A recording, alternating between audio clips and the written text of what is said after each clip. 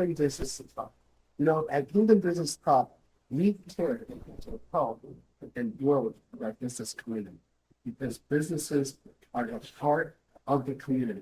They create jobs, they create revenues, they create resources, and they help enhance the community in the area where we live. Today's podcast is all about Newcastle business resources, and business opportunity. At the end, I'm going to share some resources that can benefit you if you're a business owner and aspire to be a business owner. You're starting a business. Stay tuned. Wait till the end because we do have some resources I'd like to share with you. My name is Ricky Trinidad. I'm your host here at Kingdom Business Talk, and I'm pleased to introduce our guest, Ash Allgyer. He's a CPA, real estate developer, and a Newcastle businessman. Welcome to the club. Thanks, Ricky. First and foremost, if I were to describe myself, number one, follower of Jesus Christ. Number two, I've got a remarkable wife behind me, in front of me, beside me. I like to think she's both my biggest cheerleader and she's my thermostat, right? And I think thermostat, she's taking the gauge of the temperature and adjusting the gauge of the temperature, whether it needs to go up or down. We've got 5 kiddos. I'm a CPA. What's the question? Why? How you ended up in Newcastle? And a little background about the business that you do here in Newcastle, so people can get to know you. Yeah. So I'm a CPA by background, and that's what I've done for close to 2 decades at this point. And I think that's still very much my day job and still a large piece of my passion. Maybe later on I can get into how that intersects with the real estate passion as well. But as part of the CPA career, I spent a lot of time in Pittsburgh. Met my wife in Pittsburgh. My wife's originally from Beaver Falls. We were Pittsburgh, call it 4 or 5 years. Northern Virginia, 6 or 7 years. And then at that point, the kids were growing up. We said it's time to be closer to family. So my wife's family's all Beaver Falls. We moved back to Beaver Falls. I still have this passion for real estate investing.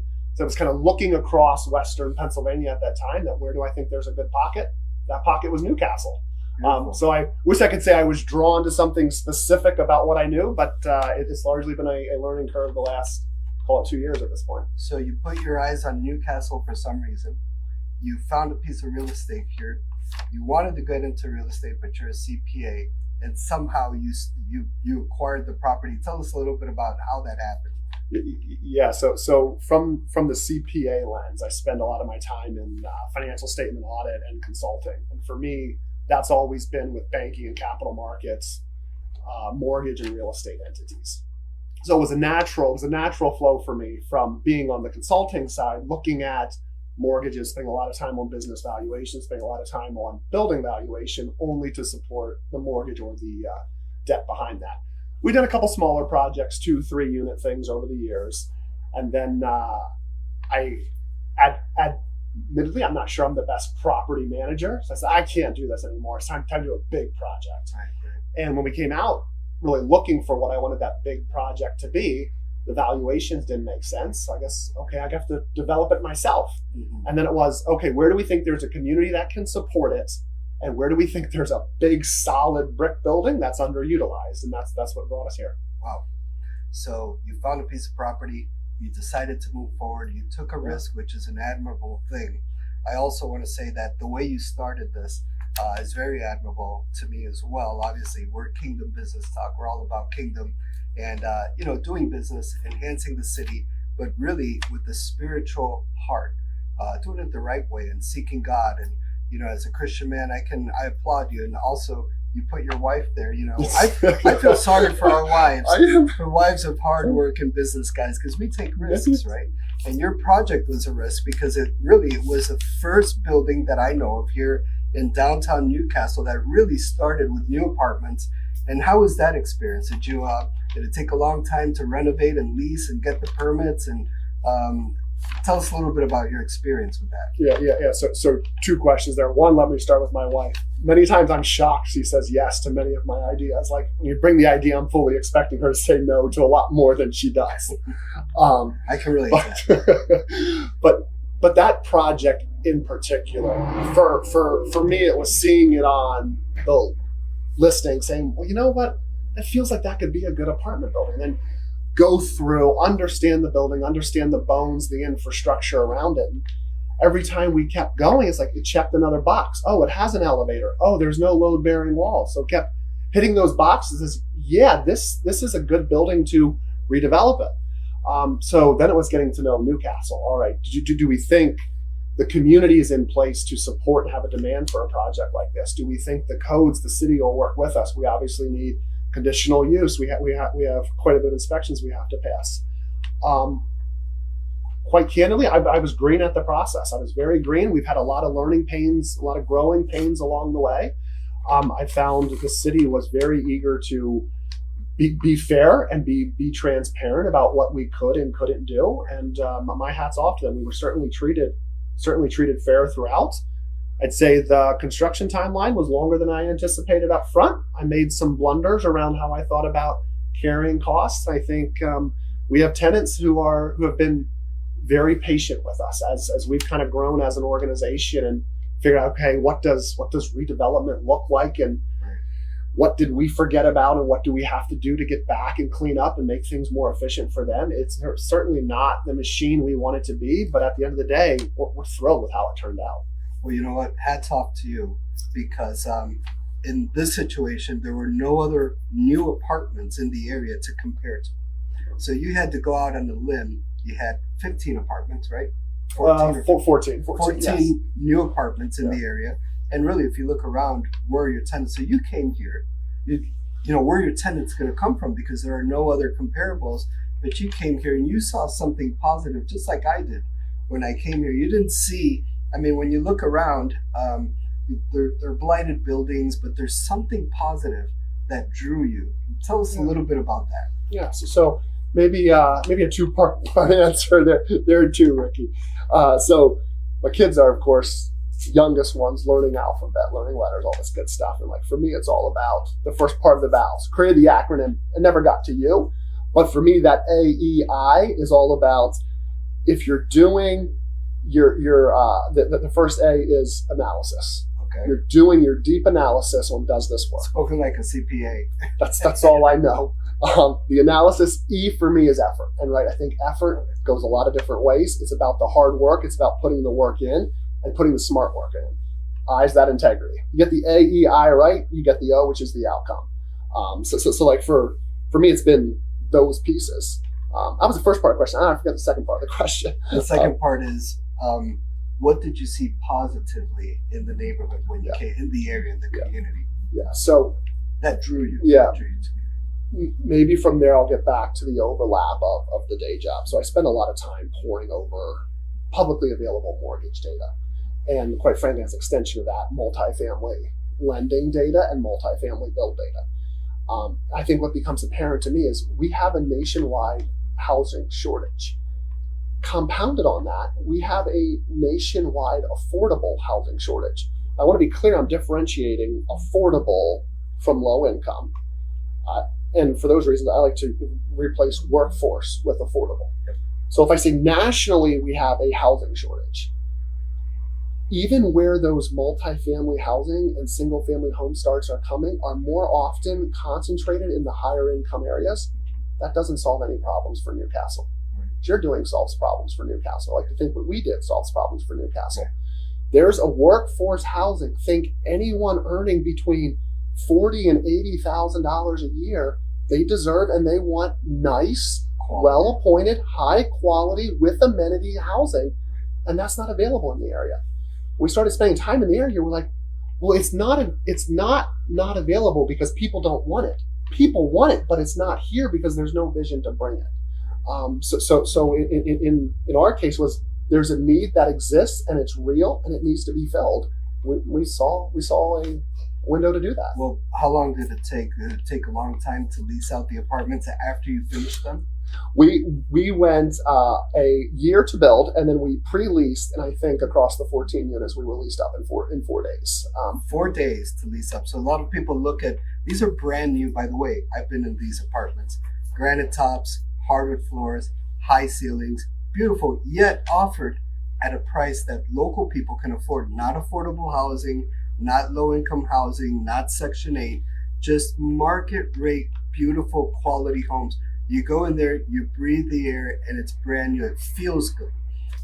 So I applaud you for that. I think I just really, you inspire me. You took a risk, you know what? And that's faith. That's faith. You're a man of faith. I'm a man of faith. And we started by talking about, how God is at the center of how we do business. And that's a little bit different than a lot of people. There's a lot of people that are believers, but not everybody says, I'm a Christian businessman. And with that, I want to put in a plug-in. Tomorrow, there's a new Christian Chamber of Commerce. Actually recent, it's been in existence, but there's a mixer tomorrow. It's at the studio. It's going to show up on your screen right now. The address is there. The leader of this is Elder Ed Touros and Dr. Apostle Mark Kaufman. So don't miss it. It's at 5:30 tomorrow. If you're in the Newcastle area, if you're a business person, you know what? We want everybody to come and enjoy it. I'm going to be there. And I think it's just a great new event.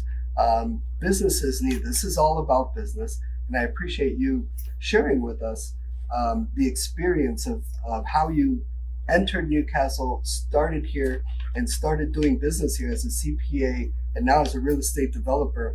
I went around town today and I took some pictures.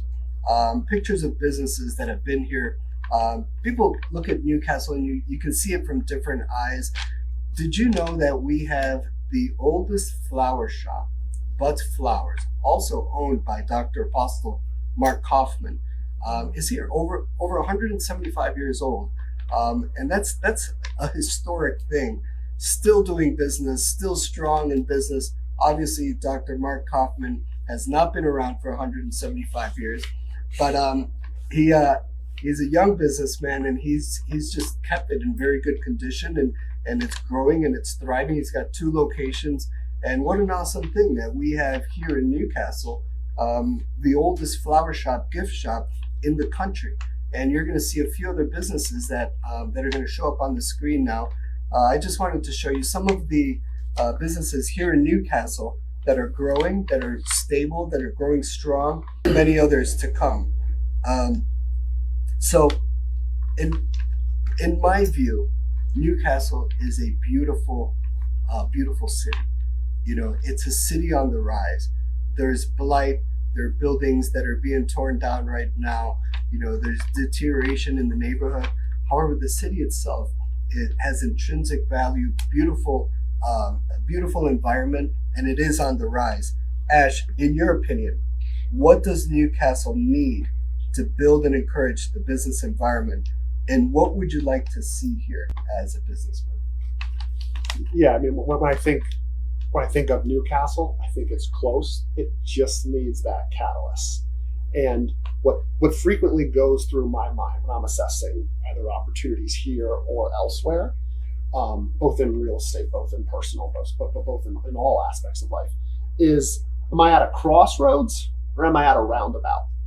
And in my head, I'm not convinced Newcastle's at a crossroads, because when I think crossroads, you're going to make one decision with lasting impacts, or you're going to make another decision with lasting impacts. I think what Newcastle has going for it is a lot of people who really, really want to see the city do well. Really want to see the city do well. I think those are folks in politics and in local government. I think those are a lot of the small business community down here. I think that's a fair bit of the residents here as well. When I think about the roundabout, though, is like, if you don't make a decision, you just keep going in circles. Right. And you've got to decide, when's it time to get off this circles, and when is it time to start making those risks and start making calls. When I think about what Newcastle has, I think there's a lot of talented people. There's a lot of people who are discerning, and there's a lot of people who are willing to take the risks. But there's still a lot of naysayers kind of hanging around the peripheral and saying, well, we tried that before and it didn't work, or we've done this and we got burned, or, well, this is the way Newcastle is, so this is the way it's always going to be. And I think my response to that is that's just not. Just because that was the way it is does not mean that's where we need to stay. So I'd say, in terms of the business community downtown, the networking is hard to plug into. At least it was for me.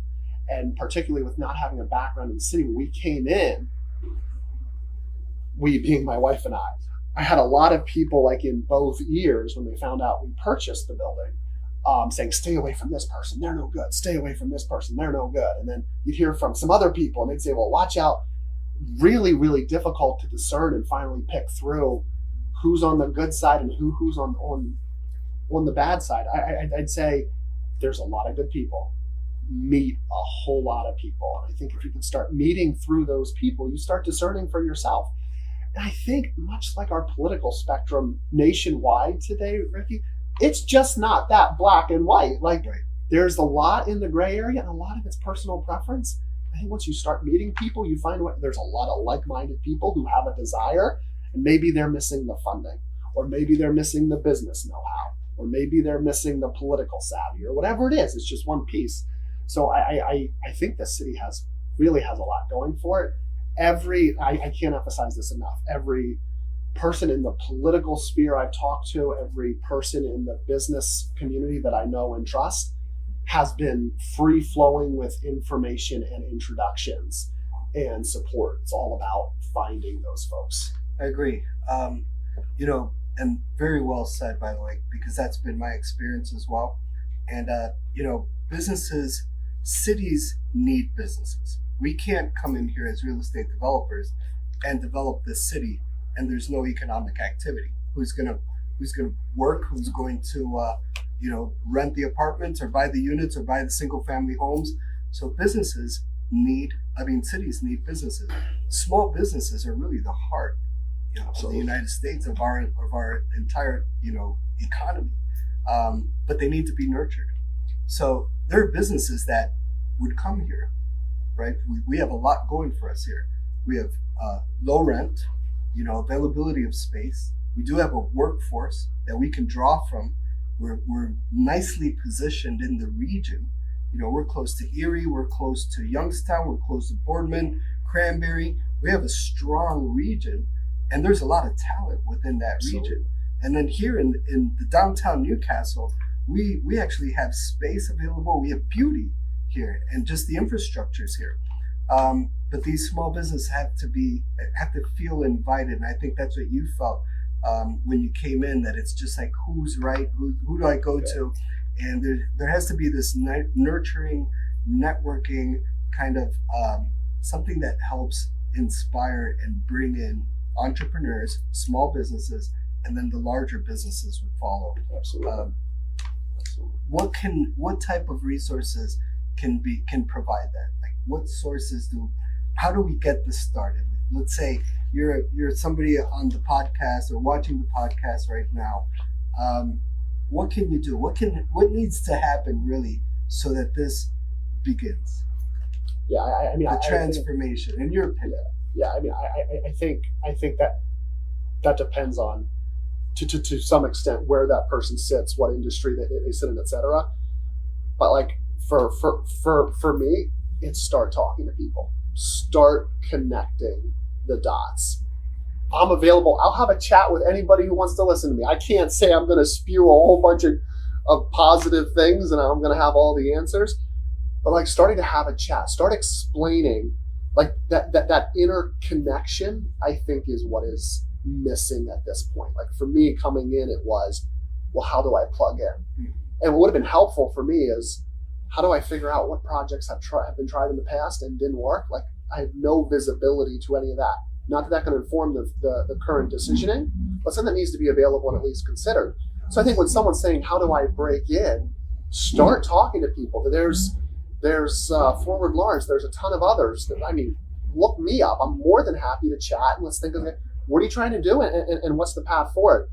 But as long as you're sitting in your own office or in your own kitchen with this, what could be a tremendous idea, without getting it out and start talking to people, it's not going to go anywhere. It's hard to take the step. Absolutely. And there are resources, some that you mentioned. I do want to share some resources with our audience here. The first resource I want to mention is Forward Lawrence. Forward Lawrence, you can go to lawrencecounty.com. And they're here in the Newcastle area, within the city of Newcastle, to help provide funding and financing for your business. Did you know that? There's an organization here to help you with that. They'll assist you with multiple loan programs. They have local, regional financing programs, and they help leaders develop and enhance their skills. That's what Forward Lawrence is for. And I've met with them, Paul Bicciarelli and Ben Bush, really good guys. You've met with them before. What are your thoughts of Forward Lawrence? Yeah, like I can't be transparent and direct enough on this point. We've taken no grants, no government money whatsoever.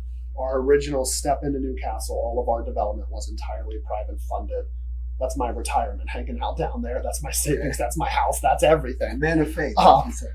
But along that road, I had people willing to talk to me who had no business talking to me. If we want to talk about Representative Marla Brown, if we want to talk about the folks who were on city council at that time, if we want to talk about the city administrator now in Mr. Chris Fry, we want to talk about Ben Bush over at Forward Lawrence. Each one of those individuals, I had accomplished nothing. They didn't owe me a conversation. Right. And even on the flip side, many of those folks have talked to me without knowing that I'm tied to that project, and they don't need to. As far as they knew, I was someone interested in investing in downtown Newcastle, starting a business, Right. but someone who was interested in seeing the revitalization of downtown Newcastle.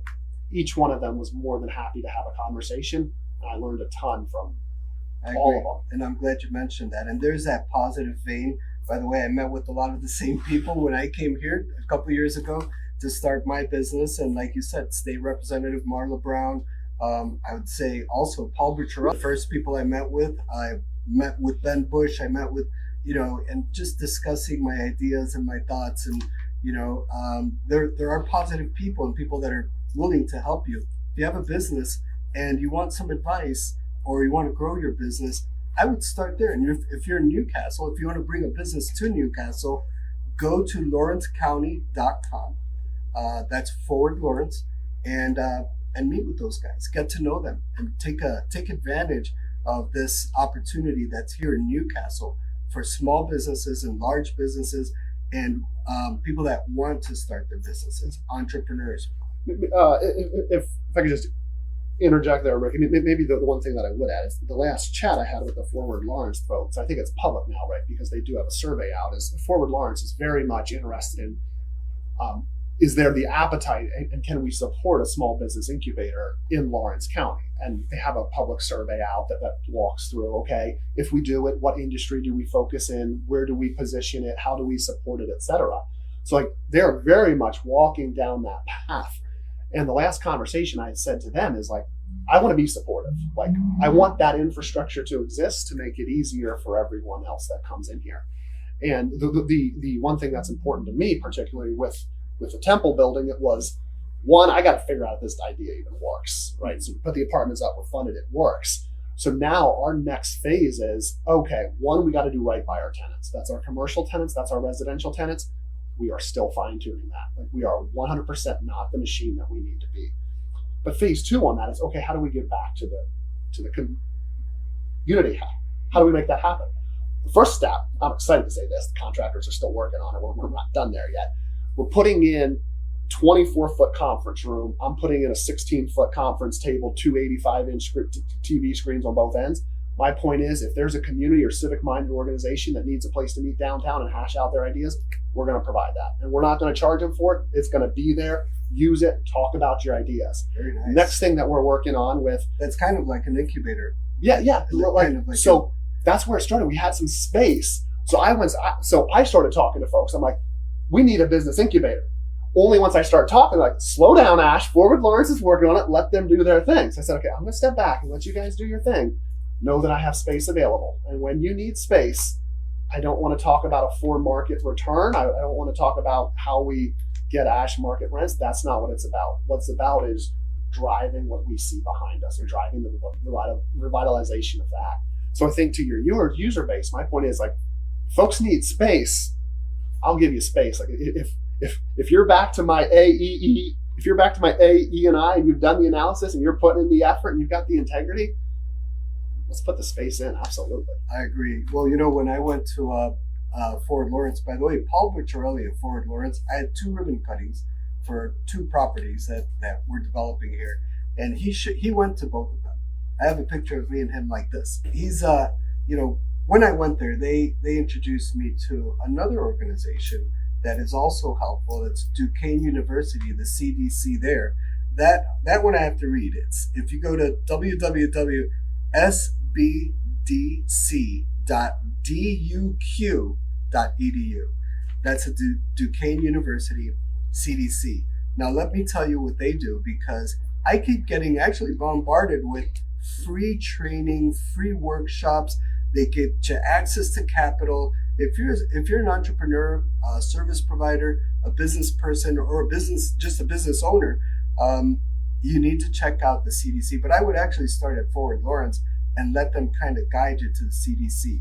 And they have all kinds of free training programs and private consultations about your business that they can offer you for free if you're starting a business.